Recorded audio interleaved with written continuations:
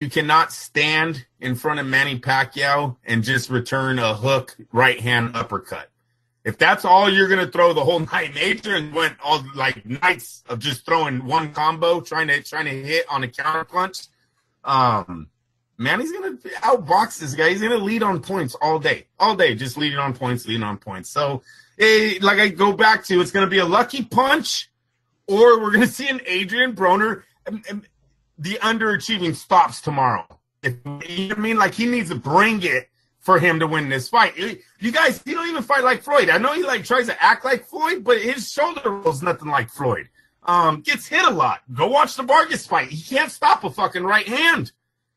Watch the Garcia fight. You know, Garcia was pressing him. I think Garcia, if he wanted to, could have dropped Adrien Broner that night. I thought he let off the pedal a little at the end of that fight. You could clearly see Adrien was broken mentally at the end of the Garcia fight. He knew he wasn't going to win that one. He was trying to survive. So that's why I have him not, I have Manny ahead already. He's ahead on the cards right now as we talk. I don't see anything changing in the first round.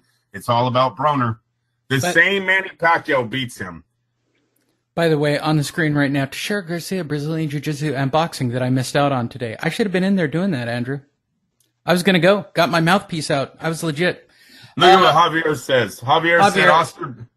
Right. Oscar brought Angelo Dundee and Nacho Bernstein against Manny and nothing with Joe Chavez. And he got destroyed. And he's taken 12-round Pacquiao by unanimous decision. I'll wait for Callie King's final pick. I will give you my pick right now, y'all. Yeah, Pacquiao's going to win. I said this earlier with one of our other regulars on this chat that you're looking at right now.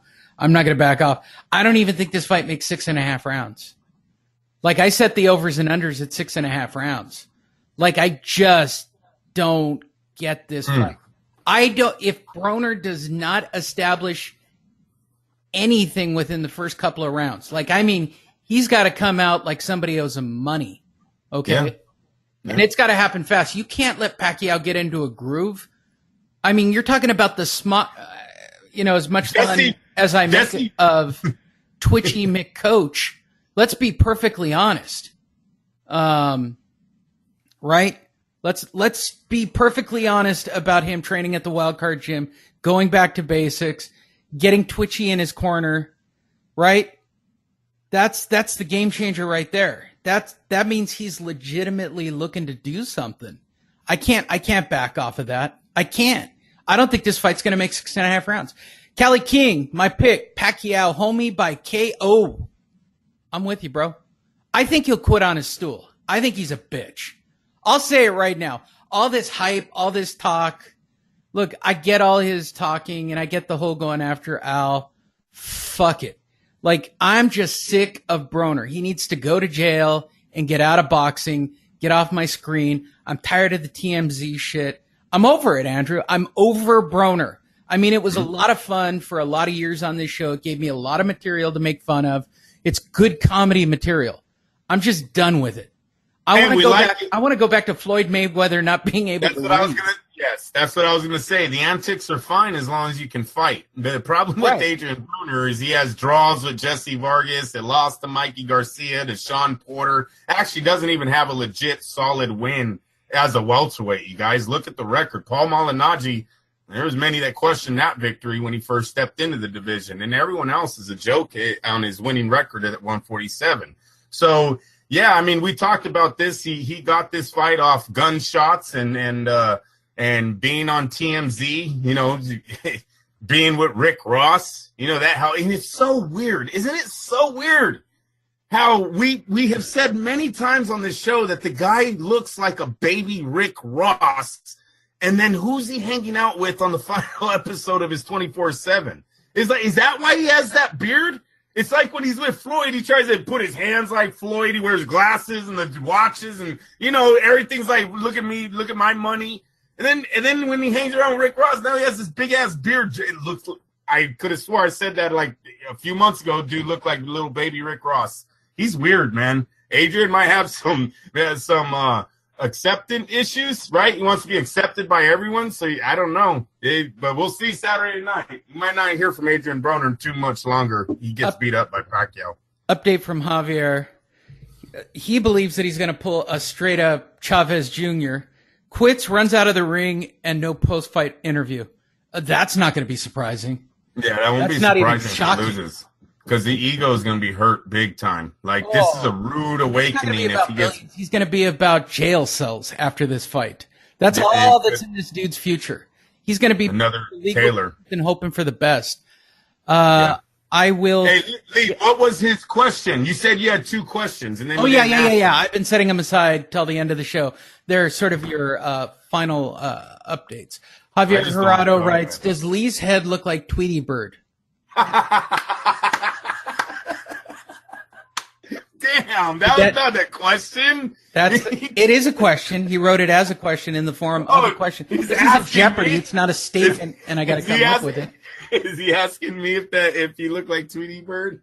Actually, my head is currently shaved pretty well. Normally, if I let the hair puff up, it's not a good thing. It's just not. It's not a good look for me. I have to have the head shaved and everything put correct. So his next question was, Andrew, I live 2 hours away from Minneapolis. Should I go to Truax Cullen fight? Man, Peter Cullen. What happened to that guy? Yeah, that's a hard one. 2 hours. Look like 2 hours away. Is there anything on that card? I mean, by the way, on Fight Net Radio, I just posted all the weekend cards. Is that this? Hey, Lee. Yeah. Lee, if Cullen Truax is the main event, how juicy could the undercard really be? Right? It's PBC, right? Yeah, exactly, bro. So it's really if you want to take that drive or not. I mean, if I would do it, because I like boxing. It's 2 hours away. It'll probably be on TV, so you get the TV atmosphere, the big show kind of atmosphere in there. Yeah, why not? But wouldn't spend too much. If tickets are too expensive, I wouldn't go. Have we even looked at this fight card? Look at this undercard, man. Badou Jack and Browne. Badou Jack is legit. DeMarcus Browne, we don't know about yet. This is a PBC guy. I believe he's undefeated, but he has nobodies on his name. Now, with that being said, Caleb Plant pulled off an excellent victory. Caleb Plant pulled off an excellent win. If I don't know, did you watch that one, Lee, against Jose Uzcategui? Middleweight. Uzcategui, yeah, that was a great fight. That was a great win for Plant. There's a guy that hasn't fought anybody on his record, and then shows up and takes the belt with an easy points victory over Uzcategui. Good job, Lee. Thank you. Yeah, thanks. I'm not Shamalama Ding Donging tonight. Too many people on the call. Yeah. So no, that was it. So Marcus Browne, hey, maybe he does the same thing. Maybe we don't know who he is, and Al Heyman's been hiding this guy. But it's a decent matchup. It's like Ocampo versus Spence, right? Ocampo is undefeated. Spence is undefeated. It's like we want to say it's a good fight, and then the guy gets in there and gets knocked out. Like, what was it, 1 round, 2 rounds or something? It was a disgusting matchup. I want Warren to lose in this fight, Andrew.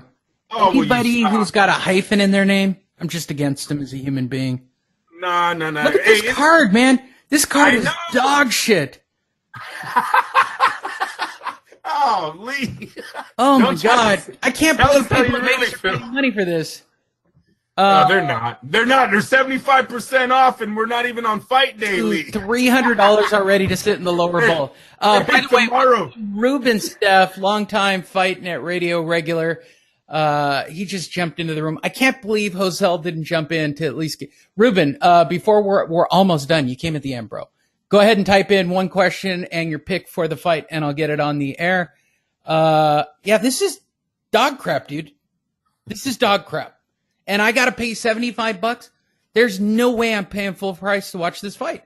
I don't think I am either. I think I'm going to be trying to stream this one, Lee. I'm dead serious. Sports.eu. Just Google it, kids. Hey, Lee, this is one of those fight cards you're not paying attention to because there's no future here. Even Warren, love the kid to death, right? Isn't he like the one who went to the Olympics like 7,000 times?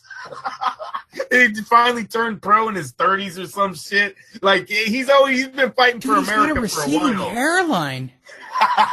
When exactly was he the bantamweight world champion, by the way?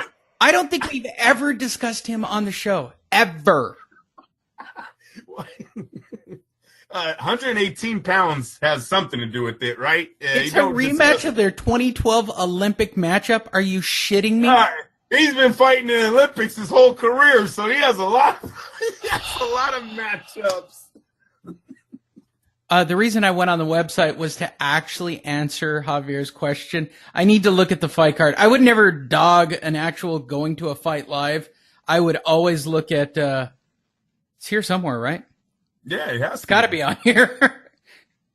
How far down the road is it? What do they have? Fights every 5.5 minutes there? Jesus Christ. How do they produce that many fights with a straight face? All right, so you got Kulin, Truax. I don't even understand that. And there's literally no undercard. They haven't even announced an undercard. My final answer, if I had to buy tickets right now, fuck that. First of all, okay, wait, let me break it down. You got to go to Minneapolis, right? So you got to drive in the snow at night. You got a family. That's the end of the story. If you can make that shit fly with your wife, good for you, Javier. You're the man. But I just know in my house, if I told my lady that I was going to drive, the snowiest place around me, which is a shout out to Kelly King. What, we're going to drive up to Wilson or one of the resorts to go watch boxing in the middle of the night to drive down fucking treacherous roads to go see Peter Kulin? That shit's not going to happen.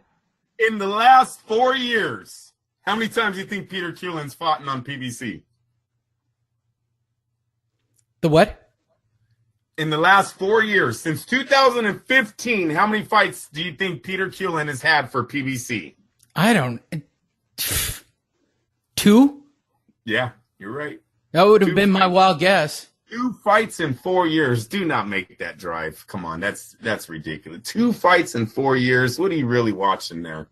You know, if you're gonna go for Truax, I guess, at 34, 2-19. Maybe he's the future. I don't doubt it, but Peter Kulin, he's there for a paycheck.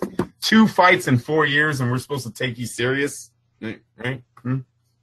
And so finally, Ruben Steph, brand new to the chat room, and Javier's typing again. It's always funny when he's typing.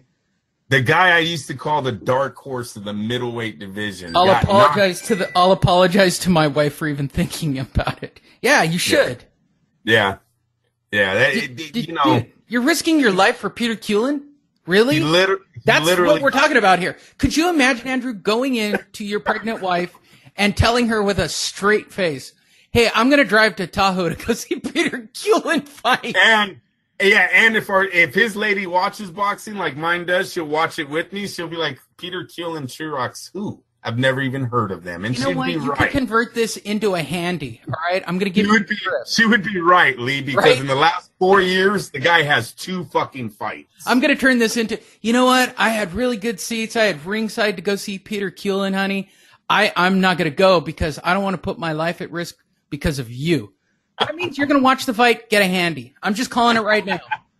You get an old fashioned right there. It's good. Ruben Steph finally coming in at the end. Pick Pacquiao by TKO. Question: what is Andrew's take on the fight? Since you are late, you are very motherfucking late. We just did an hour and 15 minutes. It is an amazing rant that he delivered earlier. You got that right. It was a rant. Quick take, Andrew. Catch Ruben up. He liked Pacquiao by TKO. No. You don't listen to me ever. I listen to you. I'm reading his comments. Oh, I'm sorry. I'm not giving him yours. Jesus Christ, bro. I'm not stepping on your toe. By the way, we talked about this when we recorded on Sunday, just as a thing.